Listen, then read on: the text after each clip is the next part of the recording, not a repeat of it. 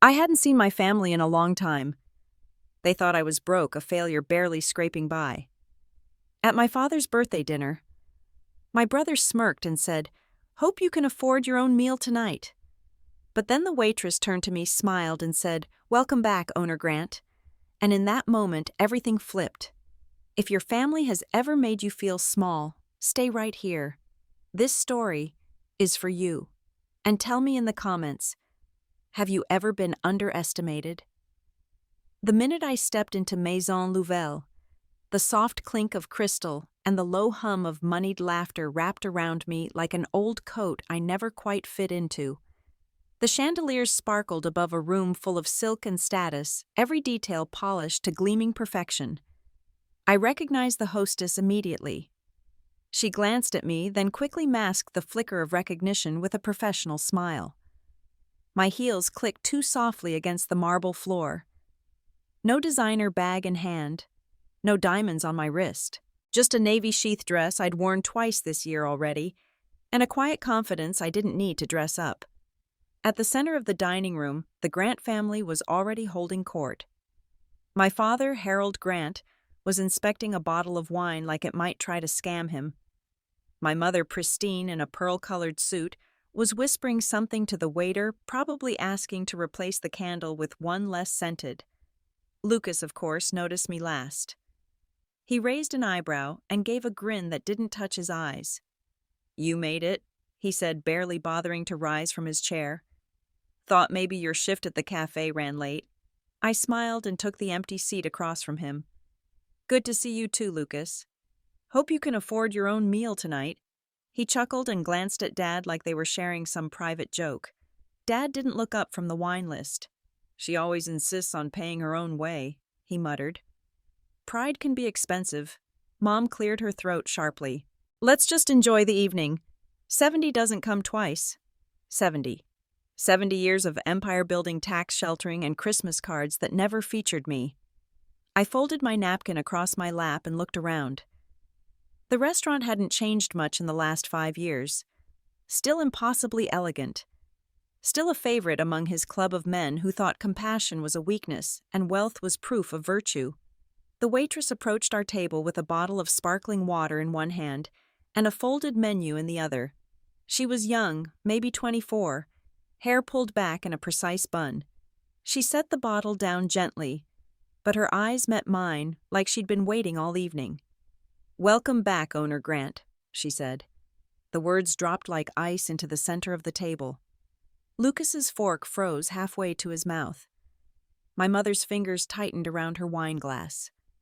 My father finally looked up, his eyes narrowing like he'd misheard. And for once, no one spoke. I reached for my water, took a sip, and placed the glass down carefully. The silence hung longer than it should have. The waitress didn't flinch. She just turned to my father and asked if he'd like to see the reserve list. I felt it then, that tiny quiet moment of power. Not loud, not cruel, just still, and mine. Lucas recovered first, sort of. "Owner?" He laughed, but it cracked halfway through. "You mean like she works here?" The waitress paused politely. "No, sir. Miss Grant is one of the principal owners of the Maison Louvelle group. She was here last week with our executive chef. Would you prefer the reserve list?" I didn't answer for him. I just picked up my own menu, though I already knew what was on every page. My father's lips were thin. My mother looked at me like she'd never seen me before. "Lucas." He checked his phone under the table, pretending to scroll through something urgent, like maybe he could find a version of reality where this wasn't happening. I didn't need revenge speeches or dramatic reveals. I just sat there in my thrift store dress in a restaurant I quietly owned across from the family that had never once asked how I'd been. Dinner was just getting started. After a few beats, Dad cleared his throat. "Let's not make this a spectacle," he muttered. "It's my birthday." "It is," I replied, not bothering to smile. "And I'm glad to be here."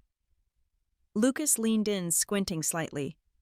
"So you own this place now? Since when does pouring coffee turn into fine dining empires?" I folded my hands calmly on the white linen tablecloth. "It's a long story. Maybe let's order first." The waitress, sensing the tension but trained for elegance, handed out menus as if she were passing peace treaties. Mom accepted hers like it might bite. Lucas waved his off. "I'll take the filet rare. And if there's anything better than that bottle you brought last year, Dad, I hope Olivia's restaurant has it." I didn't respond. The waitress turned to me next.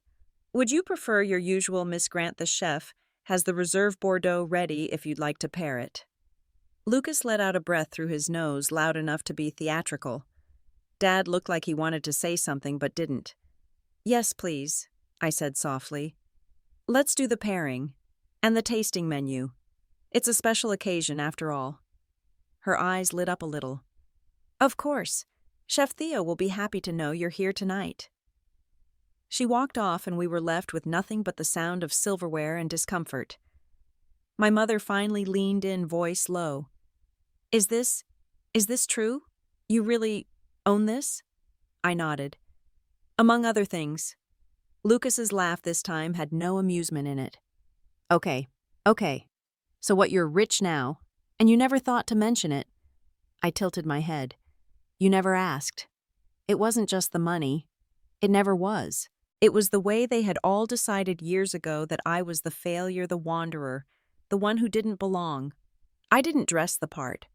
I didn't play the game. So I was invisible. Until I wasn't."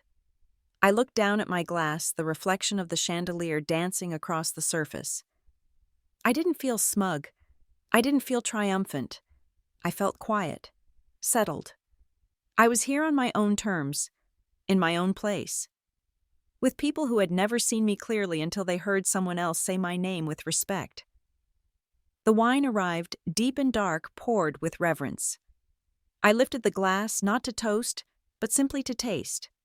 It was excellent, and so was the silence. The conversation moved on technically, but I could feel it in the air like static before a storm. Lucas tried to launch into a story about a recent client dinner, throwing in names I was sure were meant to impress. My mother smiled politely and nodded at the appropriate moments, but her eyes kept drifting back to me as if waiting for something to crack open and explain what just happened. I didn't offer anything. I sipped the wine, let its layers settle on my tongue, and let the silence do the talking. The waitress returned to clear the bread plates. As she leaned over, she lowered her voice just enough so only I could hear, "The chef will have your appetizer out shortly, Ms. Grant. He's excited you're here tonight." I gave a small nod.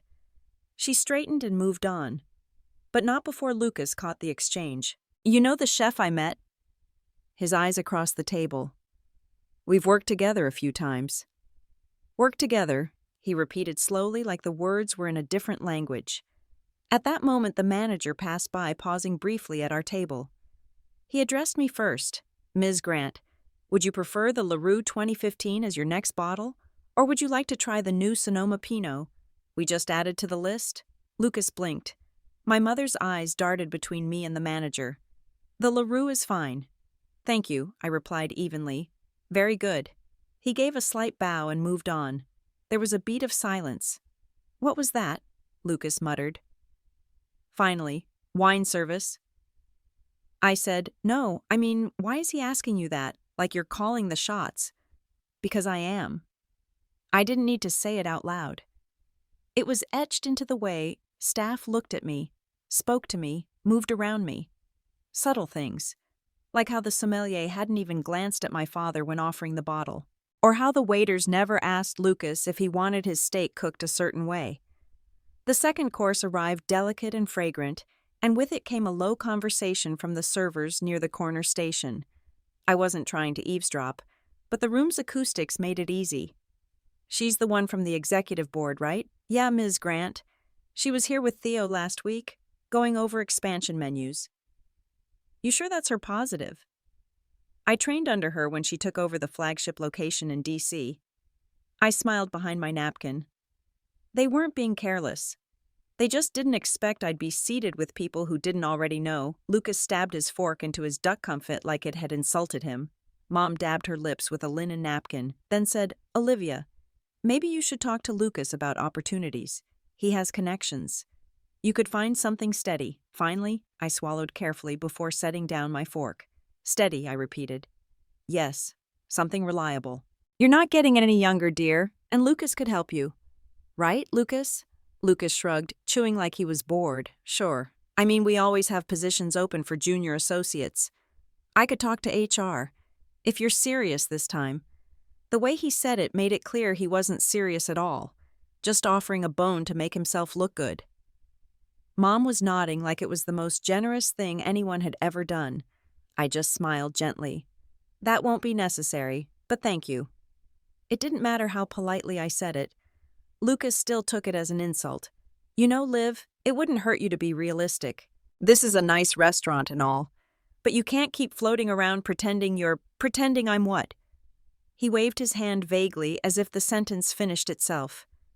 You don't need to impress anyone here. I'm not trying to impress you, Lucas. I know, he snapped, which meant he absolutely felt threatened and had no idea how to deal with it. Dad finally spoke without looking up. You've always been dramatic, Olivia. You could have joined the firm. You chose this instead. I didn't argue. Not with people who had already written their version of my story in ink. The third course arrived a seafood risotto laced with saffron and white truffle. The chef's signature. I recognized it immediately. Our server placed it in front of me with a small flourish. Chef Theo sends his regards. He'll stop by if you'd like to say hello. Thank you, I said. Lucas was visibly annoyed now, so you know the chef too. And the manager? And the staff. What did you do? Bribe your way in here? No, I answered simply.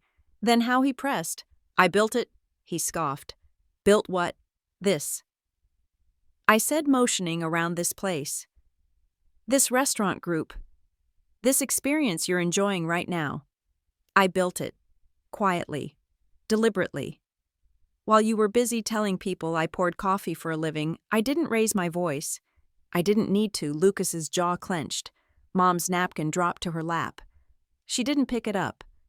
Dad exhaled slowly, like he'd just lost a hand at poker. The truth didn't land like a bomb. It landed like an avalanche. Slow at first. But growing irreversible, I picked up my fork and began eating again. The risotto was perfect. Across the table. My mother finally said, Olivia, we didn't know, I know. I said, why didn't you tell us? Because you never asked. The table fell silent again. Not the same kind of silence as before. This one was heavier, weighted with missed chances and ignored phone calls. Lucas reached for his water glass, then thought better of it. You always had to prove something, didn't you? He muttered. Oh, I said. I just stopped needing your approval. The server returned to clear the plates and pour the next wine. She moved carefully around the table, placing fresh glasses down and pausing when she reached me. Chef Theo asked if you'd prefer the kitchen tour before dessert or after. After, please, I said. Very good, Mrs. Grant. Lucas was staring at me now like he was seeing a ghost. The kind that wasn't supposed to come back. The kind that came back owning the house. The next course hadn't even arrived, and yet I could feel it already. Dinner would never be the same again. The candlelight flickered against the silverware and crystal, but I wasn't seeing the restaurant anymore. Not really. The table blurred, fading into the edges of a memory I had carried with me for decades. I was 11 the first time my artwork got displayed in the state showcase. A watercolor of the Brooklyn Bridge at sunset. I remember standing next to it in the gallery wearing a scratchy dress I hated, beaming like I had just been knighted. A local reporter asked to take my picture. She said I had talent and something called raw perspective. I waited all evening for my father to say something. Just one sentence. But instead he pointed out that Lucas had scored in the top 5% on his math placement exam. That's the future Olivia, he said, patting Lucas on the back. Numbers don't lie. It was always like that. Lucas with his business clubs, his stock-picking games, his endless parade of trophies that had less to do with passion and more with pleasing our father. He knew the currency of the house. He learned to trade it early. Me, I had color palettes and sketchbooks and long afternoons spent sprawled across my bedroom floor with charcoal on my fingers. No one asked what I was drawing. They asked when I'd grow out of it. One year I entered a design competition for a regional scholarship. The rules were strict, and I spent weeks on my concept. It was a sculpture made from recycled materials tied to environmental awareness. I worked on it in the garage night after night, perfecting every detail. The day before the final submission, I came home from school and found it smashed. Just broken. No one claimed to know what had happened. My mother shook her head sympathetically. My father told me to be more careful with delicate things. Lucas sat on the stairs and watched me clean up the pieces. "You shouldn't have left it out," he said casually. I looked at him, then, something inside me cracking just enough to let the truth in.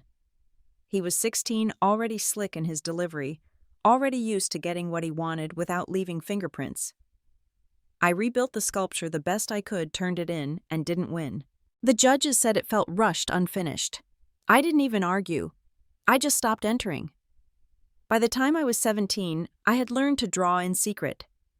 I kept my sketchbooks under my bed, scribbled late at night with a flashlight tucked under the blankets like I was committing a crime. In a way, I was. Creating beauty in a house that only valued control. At 21, I got accepted to the Parsons School of Design. It wasn't part of the plan. At least not my father's. He laughed when I told him, "Design isn't a career, Olivia. It's a hobby. Be serious." When I pushed back, he pulled funding. No tuition, no support. He offered me a compromise. Join the finance program at Columbia. Do something real. I declined. I found grants, took 2 jobs, and enrolled anyway. Every time I sat on the subway at midnight after a shift clutching a portfolio tube to my chest, I reminded myself that I chose this path.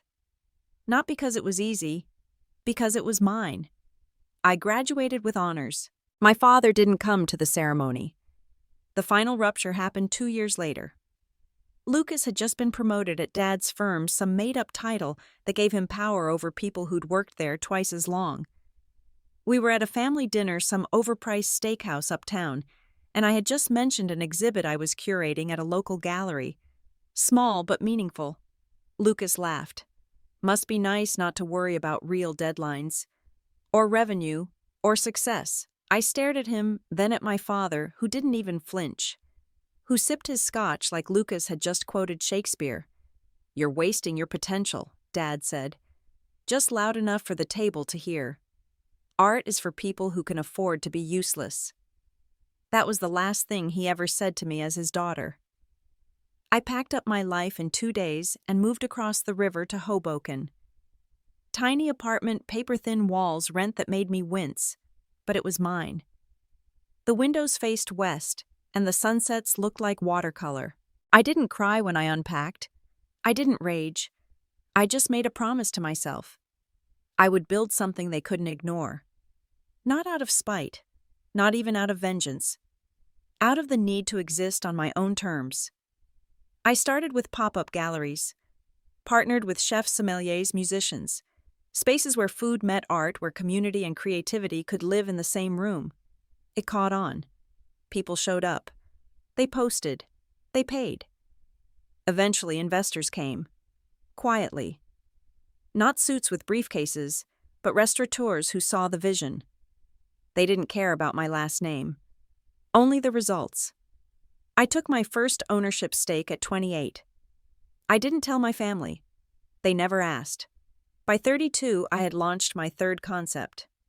A hybrid space in Soho that rotated chefs and artists every month. Critics loved it.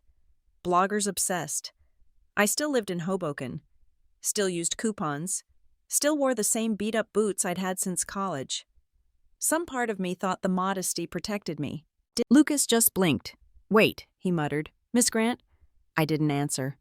I picked up my fork, sliced a scallop, and tasted it. Creamy bright with just enough bite. I nodded thoughtfully and looked at the manager. "Tell Chef Ramirez it's close," I said, "but he needs to torch the citrus a second longer. The acid's fighting the rice." "Of course," the manager replied, bowing slightly. "Thank you, chef owner." Lucas dropped his phone on the table with a dull thud. "Chef what?"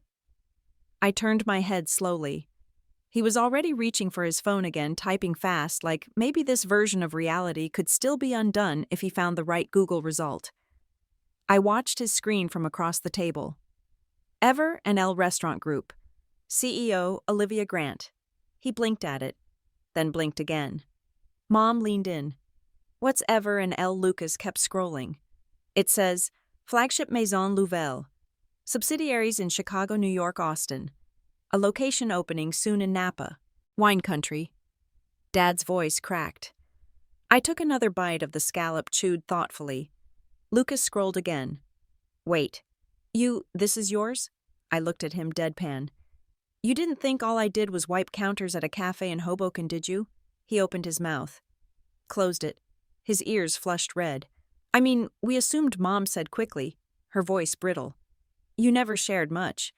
We thought you were just being independent.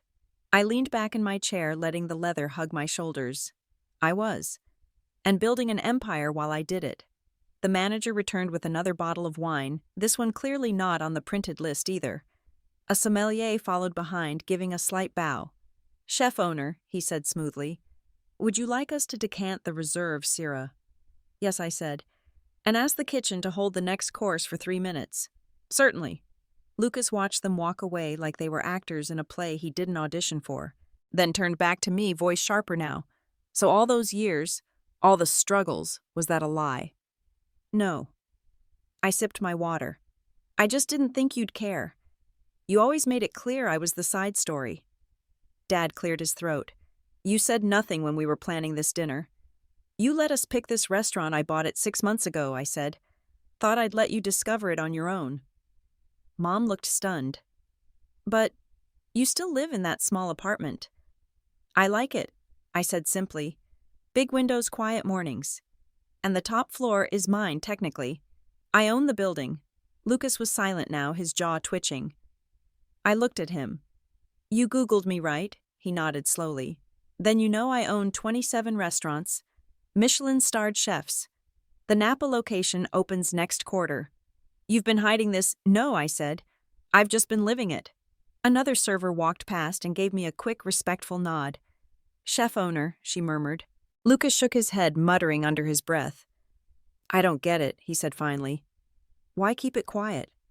Why not show off like everyone else in this damn family? I looked at the wine glass. The deep red swirl caught the light. Because power isn't loud, I said, and success doesn't need to scream. Dad was silent.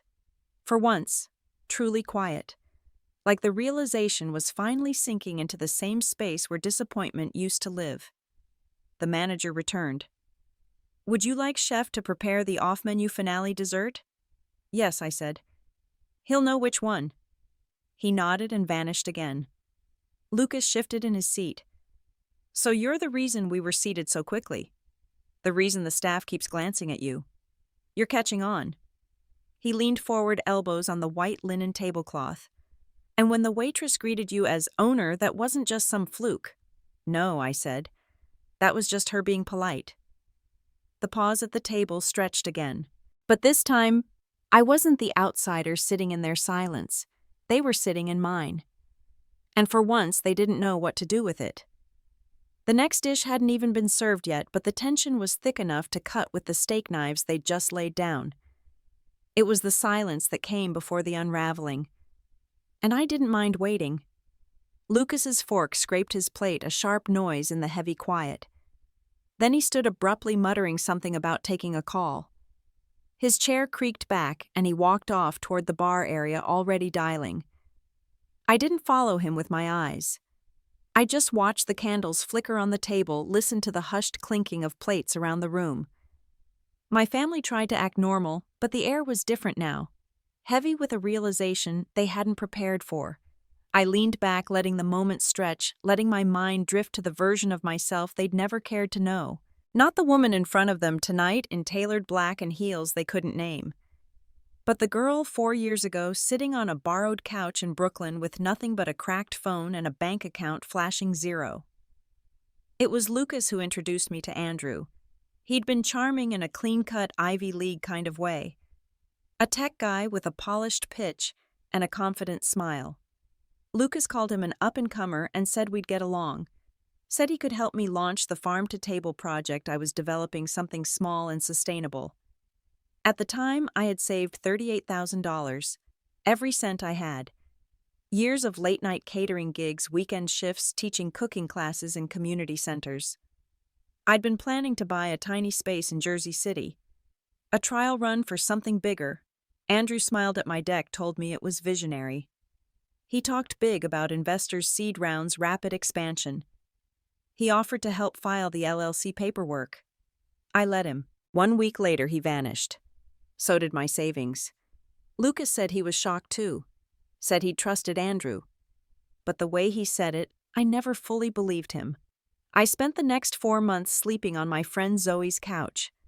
She was a pastry chef who understood what it felt like to be gutted and still show up for prep at 5 in the morning. She gave me her spare key and split her tip money with me some nights. I wanted to disappear, but I didn't. Instead, I learned. I studied contracts. I built a new business plan. I scraped together loans from people who believed in the food more than the flash. I stayed quiet, and I built. And slowly I rose.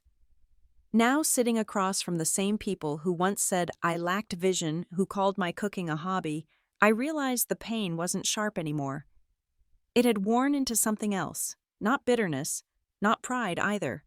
Just clarity. Lucas returned, his face tight. He didn't sit immediately. He just hovered behind his chair, thumb still pressed against his phone like he might need to dial again. "Everything okay?" Mom asked, forcing a polite smile. "Fine," he said, but he didn't meet her eyes. Then he turned to me. "So this whole company of yours, how'd you fund it? You had nothing after." He stopped, realizing too late. He was about to admit knowing more than he should. I raised an eyebrow. "After what?" He said nothing.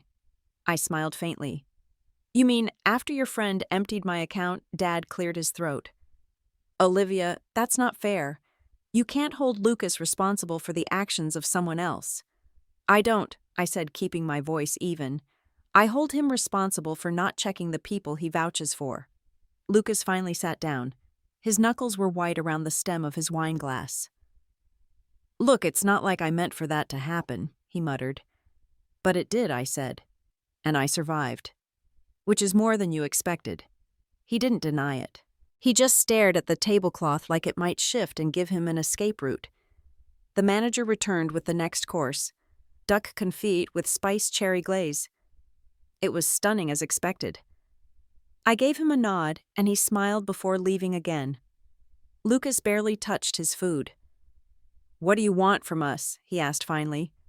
"To grovel, to beg." "I want nothing," I said. "This dinner was never about you," he scoffed. "You sure made it about you." "No," I said quietly. "I made it about truth. You just didn't like how it tasted." Dad looked like he wanted to interject again, but Mom placed a hand on his arm. For once she understood. I lifted my glass again slowly. Not to toast. Just to taste. I remember the envelope arriving in the dead of winter.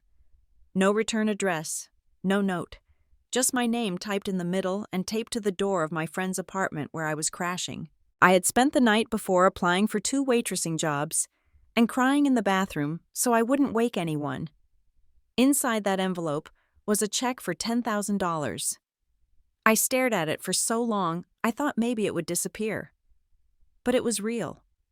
At the bottom, scribbled in neat cursive, was the name of someone I hadn't thought about in years. Mrs. Caldwell, my high school art teacher. She was the first adult who ever told me I was talented. Who stayed after school with me so I could finish my portfolio. Who looked at my family during parent-teacher conferences and said firmly, "She's gifted. Don't ignore that." Apparently, she'd been quietly watching me through local news stories, heard through a friend what had happened, and decided to give me a chance to rebuild. With that money, I didn't buy clothes or move into a fancy place. I rented a rundown commercial kitchen in Queens from a retired baker who liked that I worked harder than I talked. I bought bulk ingredients. I slept on a cot in the storage room with a space heater. I cooked every night until 2 in the morning. Burned 100 things. Perfected 10. Eventually, I fed enough people who told their friends that they knew a girl who cooked like she had something to prove. Because I did. A waiter appeared beside me now, gently clearing plates. I leaned slightly and said, "Send over the Tokyo preview set. And bring the pairing menu too." Investors just arrived. His eyes lit up with a spark of recognition. He nodded and disappeared like mist. Lucas frowned. What Tokyo Dad looked up his fork, mid-air. Tokyo investors. The only sound for a moment was the clink of porcelain and cutlery as the servers prepared the next round. I took my napkin, dabbed the corner of my lips, and turned to them calmly. "We're launching Ever & L Tokyo this spring. The tasting menu was finalized last week. The investors are upstairs. They wanted to stop by quietly before their flight to Kyoto." Mom blinked. "You have a restaurant in Japan?" I didn't answer directly. Just lifted my glass. "To this special dinner." They hesitated, then awkwardly raised theirs. Lucas stayed quiet, phone still face down beside him. His mouth was tight. His mind somewhere else. I could feel it, he was calculating again. I saw the confusion in my parents' expressions. They were grasping for some thread to hold on to, something familiar. But nothing tonight felt familiar anymore. The staff returned with the first course of the Tokyo set, a miso-glazed sea bass on lotus root crisp. It wasn't even on the regular menu yet. The aroma alone shifted the entire mood of the room. The kind of dish that made people believe in transformation. As the plates were set, a new energy moved through the table. The elegance of it, the precision, the unspoken reverence from the staff. Everything was intentional, deliberate. I had built that, and I was no longer ashamed of it. Lucas leaned in, voice low. "You're doing all this just to show us up." I met his eyes. "No, I'm doing all this because I earned it. Whether you're here to witness it or not is optional." He looked like he wanted to say something else, but didn't. Mom glanced at Dad again, and for once he had no advice to give. No dismissive remark. Just the furrowed brow of someone realizing they might have underestimated the wrong child for 30 years. The second Tokyo course arrived, a delicate uni tart on microgreens. My executive chef in Osaka had designed it after our last call. I remembered the joy in his voice when he said, "This is the kind of dish that makes them pause, that makes them respect who we are." The servers placed the plates, bowed slightly, and stepped back. I didn't say a word, just sat with my family as they stared down at the art on their plates. And for once they were quiet. Not because they didn't have opinions, but because they had run out of ground to stand on. As the next wine was poured, I tilted my glass gently, to tasting what it's like to be underestimated. The stem of the glass caught the light just right, and this time when I drank, it wasn't to soothe or perform. It was to honor the girl who had once slept on a cot in Queens and told herself, "Keep going." One more dish. One more step. Because she had chosen to stand. And that choice had changed everything. The warm scent of caramelized figs drifted across the table as dessert was placed in front of us. My fork hovered for a moment, then I sliced gently into the honey custard. It cracked perfectly. Precision. Balance. The kind of dessert that takes patience to make. Lucas was checking his phone again, a little too often, his fingers twitching like he expected a bomb to go off. He wasn't entirely wrong. Months ago, I had opened a storage box tucked in the back of my closet. Inside it were spiral notebooks stained with coffee, the pages crinkled with age. One of them contained my original business plan for what would become Ever & L. The logo ideas, the supplier list, the first layout sketch of the restaurant space in Queens. And stapled to the back of that notebook was a copyright registration dated July 14, 2014. I remembered the day it was filed. Lucas had read that draft at our parents' house. I'd left it on the kitchen counter while I went to get groceries. When I came back, he had a weird grin and said, "Not bad." "You ever think about going bigger than Queens?" I thought it was curiosity. Admiration, maybe. Until 2 months later, I saw his name listed in a local startup competition, pitching an idea eerily similar to mine. Down to the name. His plan flopped, of course. He didn't understand the layers. The math was off. He made the cuisine too generic. The judges passed, but I never forgot, nor did I say a word. I just kept building. And earlier that afternoon, as I sipped coffee in my office above Maison Louvelle, I emailed a scanned copy of that original copyrighted plan to Jonathan Westlake, Lucas's lead investor. Jonathan had never met me, only heard about me from Lucas's vague stories about a struggling sister with a flair for food. He didn't know that flair now stretched across 4 cities and 2 countries. But now he knew I held legal proof that Lucas's entire pitch 2 years ago had been built on stolen material. I sent the file. And I waited. Now, as Lucas's phone buzzed silently on the table, I watched his face shift. One glance. That was all it took. He paled, like the blood had drained straight into the marble floor. His eyes flicked to me, then back to the phone.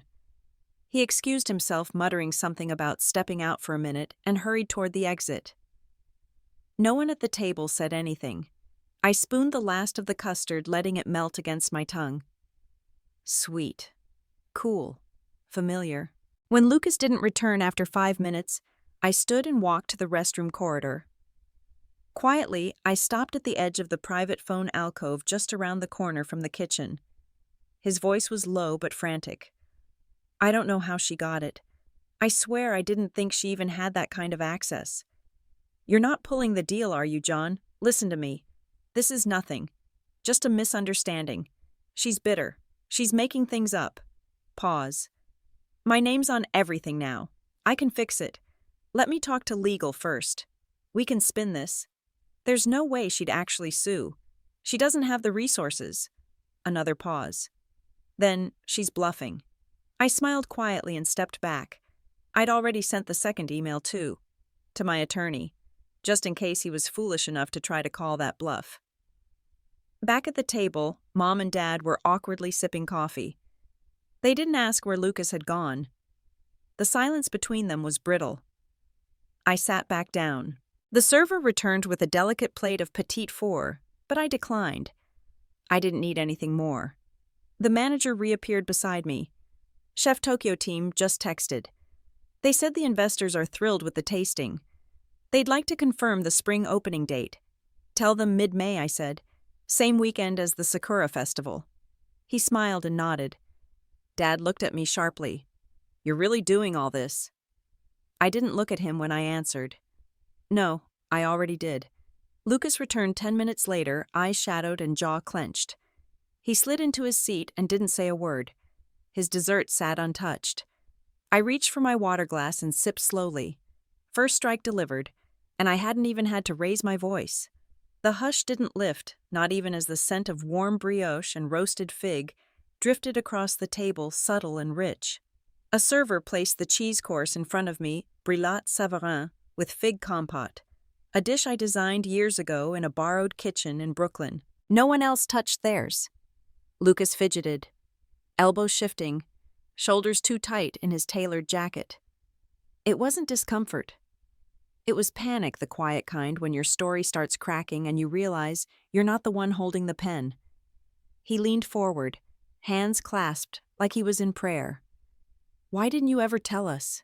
He said it softly, but I heard what was really beneath it, accusation dressed in concern. The wounded ego of someone used to being the center, confused now by the gravity shifting. I placed my fork down. I did. Let that land. Then quieter. But everyone was too busy admiring each other to listen. His mouth twitched. Not quite a grimace. Not quite regret. Dad looked away, swirling the last of his wine like the bottom of the glass had answers. Mom folded her napkin into smaller and smaller squares. You own all of it? She asked, voice paper thin. I nodded once. Maison Louvelle, Ever and L, Napa, Tokyo, all of it. Lucas blinked. Wait, you paid for our dinners here for the past 2 years. Dad straightened like I'd slapped him. That's ridiculous. Is it? I asked, lifting my glass. You never saw a bill. Lucas leaned back, scanning the room. Probably calculating how many handshakes, how many birthdays, how many wine pairings he'd assumed were just luck or favor. But why I looked him straight in the eye? Because peace is quieter than applause. That made him scoff. And I let him. Let him throw noise at something he couldn't shake. You never said a word, Mom murmured. Not at Emily's wedding. Or Christmas. You just let us talk. I tilted my head gently. No, I let you talk over me. That made her blink. And for the first time, her silence didn't feel like judgment. It felt like realization. Lucas tried again. Louder. You could have said something. Would you have listened? He froze. People like Lucas don't hear you until someone else repeats your name in a tone they respect. You think you're better now? He muttered. Jaw clenched. No. I leaned in slightly. I've always been this. You just never looked close enough. A server arrived with a velvet-lined box. He placed it in front of my father and stepped back quietly. Dad opened it slowly, a Mont Blanc pen resting on parchment. To the man who taught me to stay composed even when unseen. He didn't say anything, just nodded. The kind of nod he reserved for men who'd earned his respect. Lucas saw it and panicked. This was all calculated, he said. You invited us here to embarrass us. I shook my head. I invited you to dinner. Then paused. You brought the rest with you. He turned to Mom. Can you believe this? But she didn't answer. She was looking at me. Really looking. Like someone trying to match a face with a memory and realizing they never had the right image to begin with.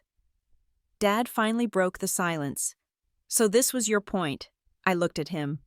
No, this was my truth. And I stopped waiting for permission to say it. Lucas's chair scraped loudly as he stood.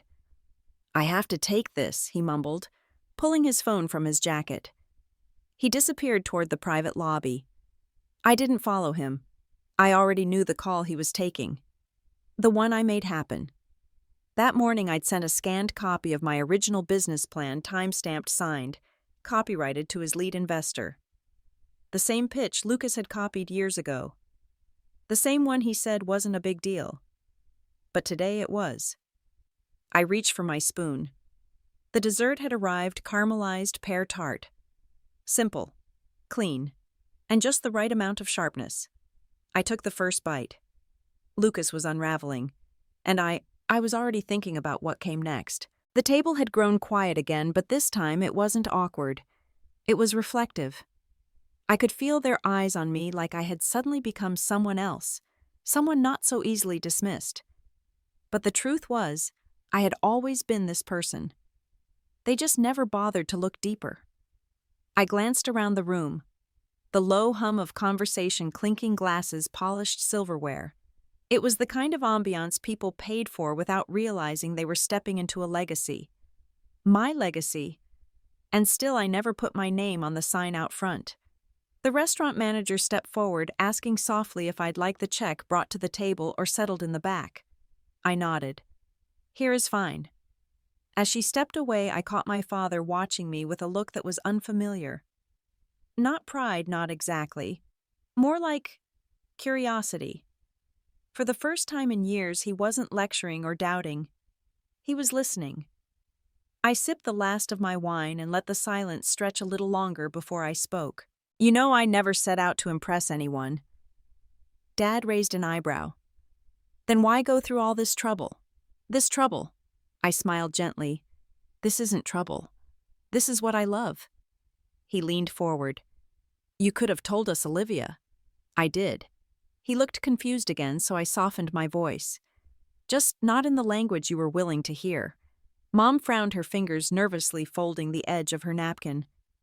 Lucas stayed quiet, eyes still darting between his phone and his plate, probably hoping his business partner hadn't replied yet. Dad cleared his throat. You've built something real. I nodded, and not alone. What do you mean? I thought back to the first night I worked in a friend's diner kitchen in Queens. I had nothing but a borrowed apron and a recipe book with half the pages missing. Every cut, every burn on my hand, every 16-hour shift, it all stacked quietly into something solid. But it wasn't just me. There was the teacher who once sent me a check for $10,000 after hearing I'd lost everything. The landlord who let me cook in a basement kitchen for 3 months rent-free. The older chef who taught me knife skills without charging a dime. And the girls. So many girls. I run a scholarship now. Mom blinked. What? For women in culinary school. Girls like I was. Ones who get laughed at for dreaming too big or working too quiet. We've helped over 50 this year alone. Lucas looked up sharply. 50, yes. Full tuition, equipment, housing if needed. Dad looked down at his hands like he wasn't sure what to do with them anymore. You never wanted recognition. I met his gaze. No, I wanted results. He seemed to struggle with that. But you're successful now. You could speak at conferences, be on TV. I shook my head. That was never the goal. I wanted to build, not brag. That silenced him. The manager returned and placed a folded leather check presenter in front of me with reverence. I opened it. Everything already totaled zero balance. It was all comped, of course. But I still signed. Olivia Grant, owner. The weight of that signature didn't hit me anymore. It was routine. But the way my mother leaned forward slightly as if trying to see the name that struck me. You're not the same girl who left home at 23, she said softly. No, I'm not. Lucas pushed back his chair, but slowly, like he didn't want to make a scene. I half expected him to storm off, throw out one last insult, but instead he just looked at me. So what now? Now, we eat dessert. I picked up my fork and sliced into the perfect vanilla bean custard topped with a sugar lattice. I don't need anything else from you, Lucas.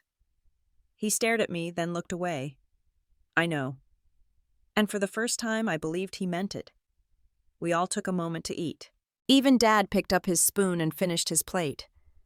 The tension hadn't vanished, but it had settled into something quieter. Acceptance, maybe. The next course would be coffee. But it already felt like closure. Lucas excused himself from the table with a strained smile phone already in his hand, before he fully stood up. I didn't follow him with my eyes. I didn't need to. I already knew. The server refilled water glasses as background noise hummed in soft candlelight. My parents sat stiffly, their silence doing all the talking. I sipped the last of my wine and glanced toward the back hallway. I could almost hear Lucas pacing desperate, explaining bargaining. Maybe he thought he could smooth it over, patch the holes with some version of the truth. But that was the thing about lies, they never held under heat. He came back looking paler than he left. His tie was loosened, his phone still in hand, screen dark. I looked at him steady. Problem. He didn't answer right away, just dropped into his seat. That was Greg. The Eden Hill pitch fell through. He said, "It's a conflict of ethics. Bad optics. He can't have someone accused of intellectual theft on the board." Dad turned his head sharply. What the hell is he talking about? I didn't blink. My original business plan. The one Lucas took to Eden Hill 3 years ago. Word for word. Except it didn't work without me, did it? Lucas leaned forward, his voice low, cracking. You sent that email. You ruined everything. I sent the truth, I replied. What people choose to do with it is their call. Mom's fork clinked against her untouched plate. This is getting out of hand. I reached into my purse and pulled out a single white envelope, sliding it across the table toward my father. I've officially withdrawn all investment funds tied to the grant name, effective immediately. That includes the winery in Sonoma, the resort project in Aspen, and the charitable trust in Chicago. Dad's fingers didn't move. He stared at the envelope like it was ticking. That trust carries your name, he said quietly. It did, I nodded. But I'm redirecting the assets. We'll call it a restructuring. Lucas's voice cracked again, barely above a whisper. You're cutting us off, I'm letting go, I said. Mom's chair creaked as she stood abruptly. Her eyes filled, then spilled over. Why didn't you tell us? Why would you just sit on this power for years? I wasn't sitting on anything, I answered. I was building. She looked at me like I'd spoken a foreign language, and maybe to her I had. Dad's head dropped into his hand, the weight of years settling into his shoulders all at once. He didn't speak. That more than anything was new. The dessert tray arrived. Too sweet, too pretty. No one touched it. Lucas finally picked up his spoon and tapped it against the table, not eating, just fidgeting. The clink echoed. No one stopped him. I signed the check when the manager brought it, still calm, still quiet. Olivia Grant, owner. I didn't gloat. I didn't raise my voice. I just sat in the truth.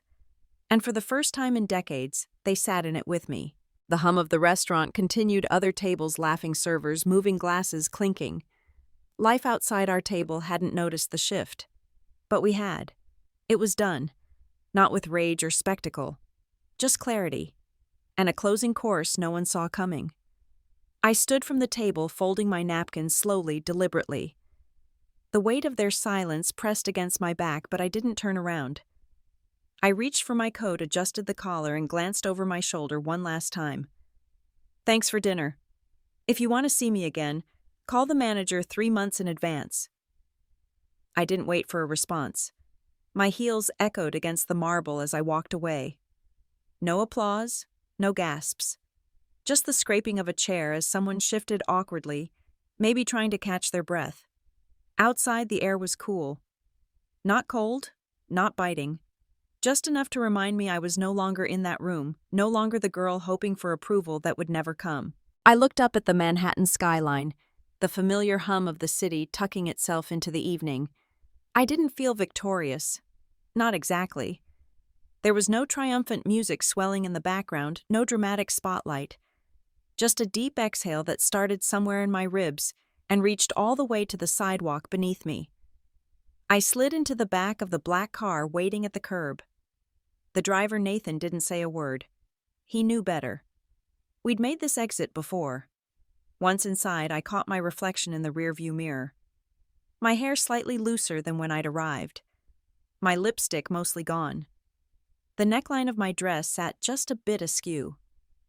This dress, God, I hadn't worn it in years. It was the same one I'd worn to my first restaurant's opening night.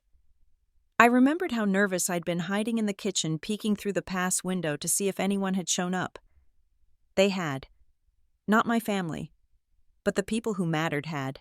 The dishwashers, the servers, the line cooks, they'd clapped when the first ticket came in. They believed in me before I had numbers or headlines. That meant something. Still does. I ran a hand along the fabric, a little faded now, but still whole. A small smile tugged at the corner of my mouth. Not a smirk. Not smug. Just peaceful. Nathan asked if I wanted to head straight to the apartment. I hesitated, then shook my head. Just drive. Nowhere in particular. I wanted the motion, the lull of the city rolling past, to quiet the last few sparks still burning in my chest.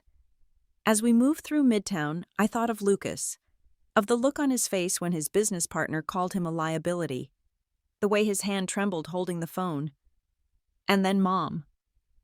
Her tears weren't for me. Not really. They were for the image of the family she thought she had. The control she'd believed was hers. And Dad, his silence wasn't surrender. It was self-preservation. He knew speaking would only confirm what he feared most, that the daughter he'd dismissed had become someone he couldn't reach anymore. I didn't hate them. That surprised me. I'd expected some kind of bitter aftertaste, but there was none. Just the realization that I no longer needed their validation to breathe. The car stopped at a red light on Fifth Avenue. I looked out the window and spotted a bakery. Closed, but I recognized it instantly. My first pop-up partner years ago. We'd shared a rental kitchen, burnt 100 muffins that first week, and laughed until dawn. That bakery had grown too. Just like me. Quietly. Steadily. Without screaming for attention. We pulled away from the light and I leaned back, letting my head rest against the seat. My phone buzzed in my purse. One message. From Morgan, my operations director. Tokyo team confirmed. Investors thrilled. We'll finalize by Monday. I typed back, thank you. Let's schedule debrief Tuesday. Take the weekend off. You've earned it. I hit send, then put the phone away. My hand drifted back to the window. Fingers tapping softly on the glass. Keeping rhythm with the city. This wasn't revenge. Not really. I hadn't set out to destroy anyone. just to be seen clearly fully on my own terms. Sometimes the best retribution is presence, survival, growth. And then when the moment comes saying less than you could, the car pulled up in front of my building. The doorman nodded as he opened the door. "Evening, Ms. Grant. Welcome home." I smiled, stepped out, and walked into the lobby, heels clicking against polished stone. There were no shadows behind me, only lights ahead. I stepped into my office just after sunrise. The air still held the crispness of early morning, and the quiet hum of the city below felt oddly calming. The skyline of Seattle stretched wide beyond the glass wall behind my desk, soft light pouring over the silhouette of the Space Needle. There on the leather couch by the window lay a stack of this morning's reservation reports. I hadn't even taken my coat off yet, but I could already see the red underline "sold out." Again. Evernell's Seattle branch had officially broken its own record for the third consecutive week. I finally sat down, pulling my chair close to the desk as I reached for the report. My assistant Sarah had left a sticky note on top of the stack. "Congrats, boss. Also, Tokyo confirms VIP tasting next Friday." I smiled. Not wide, just enough to feel it in my chest. The kind of smile that doesn't show up in pictures but stays in your bones. Then I saw the new message notification on my phone. Lucas. Just his name made my hand hover for a second longer than I meant to. My thumb hesitated over the screen. I hadn't heard from him since that dinner. Not directly. I knew his business partner had pulled out of the restaurant tech platform they'd been pitching. Rumor had it Lucas was scrambling to patch the damage. The message was simple. "I'm sorry." No punctuation. Just 2 words. Clean. Unadorned. I stared at it longer than I thought I would. My heart didn't race. My breath didn't catch. It was just still. After a minute I typed back, "Forgiveness is easy. Earning back trust takes time." I hit send and turned off my phone. Outside my office I could hear the sounds of prep in the test kitchen. Pans being set down, the rhythmic chop of knife against board. A faint sizzle followed by someone's laughter. My team had started the day long before I arrived. I walked to the shelf above my desk where a frame sat tucked behind 2 old recipe journals. I picked it up. It was a photo of the first Evernell kitchen, just a little converted walk-up in Queens. Tiny stove, scratched counters, that window that never quite shut during winter. But I could see 25-year-old me in the picture, hair tied up, flower on my shirt, smiling wide with a wooden spoon in hand like I had just won the lottery. In many ways I had. Not because of money, or even success, but because I had built something, on my own terms. The knock at the door pulled me back. Sarah poked her head in. "Board call at 10, but Tokyo just bumped their tasting to 2 o'clock your time. Do you want to push your lunch meeting?" "No," I said. "Keep it. Let them know I'll be dining in the garden room." She nodded and left. The door clicked softly shut. I took a breath. Not deep, not heavy, just enough. Then I sat back down, opened my laptop, and pulled up the scholarship committee's email thread. They'd finalized the new list of awardees this morning, 52 young women entering culinary schools across the country. Some were daughters of immigrants. Some were survivors of violence. Some had been told more than once they weren't enough. And now they'd get a shot. A real one. I added 1 line to the email draft. "Let's start planning a welcome dinner for the cohort." As I hit send, the morning sun spilled fully across my desk, catching the edge of the engraved plaque by my laptop.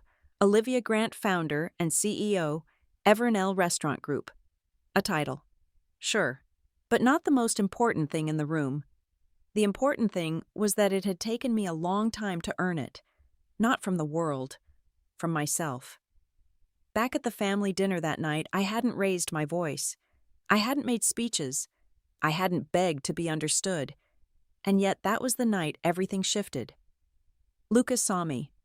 My parents finally listened, and I walked out without needing their approval, because I had already built my own house, my own table, my own seat. And I wasn't waiting for anyone to pull it out for me. Now, as I looked out at the city, My phone buzzed again. Another text. This one from Dad. No words, just a photo. It was a snapshot of the Seattle Times front page. The headline read, "The Woman Behind America's Fastest-Growing Culinary Empire." Under it, a picture of me from the opening night of the Chicago branch. I had forgotten that photo was ever taken. I didn't reply. Not yet. Because some things take time, and some things don't need answers. Just truth. Never underestimate someone. They might just be the one holding the door you're trying to break through. If Olivia's story resonated with you, subscribe for more powerful revenge and redemption journeys. Sometimes the quietest voices carry the deepest strength. Stay with us. More stories are coming.